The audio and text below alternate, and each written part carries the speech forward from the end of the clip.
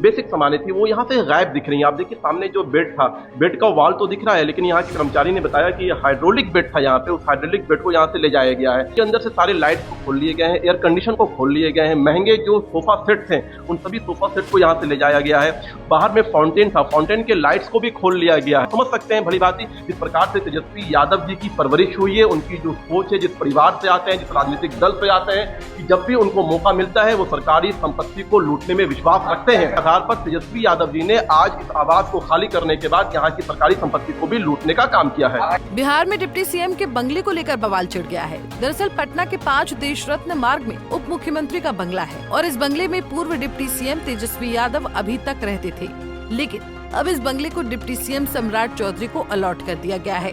सम्राट चौधरी विजयदशमी को इस बंगले में शिफ्ट होने वाले हैं, तो वहीं इससे पहले सम्राट चौधरी के सहयोगियों ने बड़ा आरोप लगा दिया है।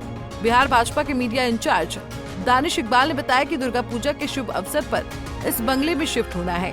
उनको ये सरकारी बंगला अलॉट हुआ है, लेकिन जब हम लोग यहाँ आए तो देखा कि इस बंगले में जो बेसिक चीजें थी वो गायब हैं, जैसे कि हाइड्रोलिक पलंग, टोटी और महंगे सोफे समेत एयर कंडीशन और जिम के सभी सामानों को यहाँ से तेजस्वी यादव अपने साथ ले गए हैं।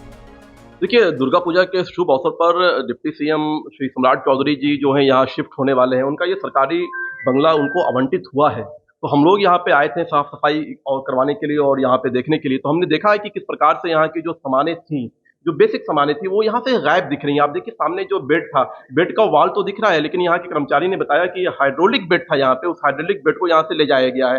रूम के अंदर से सारे लाइट्स को खोल लिए गए हैं, एयर कंडीशन को खोल लिए गए हैं, महंगे जो सोफा सेट्स हैं उन सभी सोफा सेट को यहाँ से ले जाया गया है। बाहर में फाउंटेन था, फाउंटेन के लाइट्स को भी खोल लिया गया है।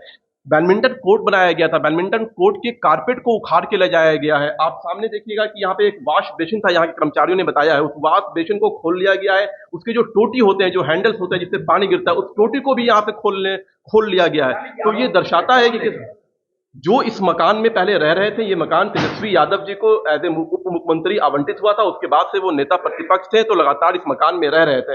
अभी कुछ दिन पहले उन्होंने ये आवास को खाली किया है और उन्हीं के द्वारा यहाँ के जो बेसिक सामान थे, जो सरकारी आवास के अंदर सरकारी संपत्तियां होती हैं, उस सारी सरकारी संपत्ति को तेजस्वी यादव जी ने यहाँ से ले जाने का काम किया। हम समझ सकते हैं भली भांति जिस प्रकार से तेजस्वी यादव जी की परवरिश हुई है, उनकी जो सोच है, जिस परिवार से आते हैं, जिस राजनीतिक दल से आते हैं, कि जब भी उनको मौका मिलता है वो सरकारी संपत्ति को लूटने में विश्वास रखते हैं। उसी के आधार पर तेजस्वी यादव जी ने आज इस आवास को खाली करने के बाद यहाँ की सरकारी संपत्ति को भी लूटने का काम किया है। नहीं, अब जो है ये सरकारी जनता, बिहार की जनता इस चीज को देख रही है। हमने सारे सबूत के साथ, एविडेंस के साथ आपके सामने, ये नहीं कि मैं आरोप लगा रहा हूं, आपके सामने है कि ये बेड के वॉल आपको दिख रहे हैं, इसके बेस नहीं है। ये आपको सामने दिख रहे हैं कि यहाँ से टोटी ले जाया गया है। तो निश्चित तौर पर ये सब जग जाहिर है बिहार की जनता के सामने, और बिहार की जनता इस बात को सोच जरूर रही होगी कि पहले जो उन्होंने तेजस्वी प्रसाद यादव के परिवार को सत्ता और शासन में भेजा था, तो उन्होंने देखा किस प्रकार से बिहार को लूटने का काम किया था। तो अब इस बात से ये प्रमाणित हो जाता है कि बिहार की जनता अब कतई तेजस्वी यादव और उनके परिवार के किसी व्यक्ति को सत्ता या शासन में लाने का कार्य तो बिल्कुल ही नहीं करेगी। आपको भवन निर्माण विभाग के द्वारा अलॉट हुआ था सम्राट चौधरी जी को, क्या क्या लिस्ट मिला है?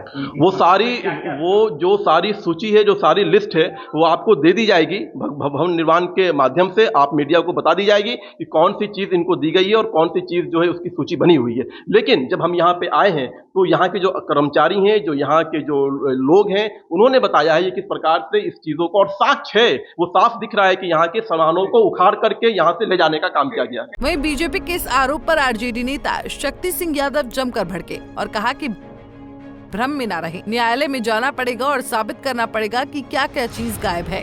नाक रगड़कर माफी मांगना पड़ेगा डिप्टी सीएम से, इन्वेंट्री जारी करें और खुलकर सामने आए। पंजाब केसरी टीवी के लिए पटना से अभिषेक कुमार सिंह की रिपोर्ट।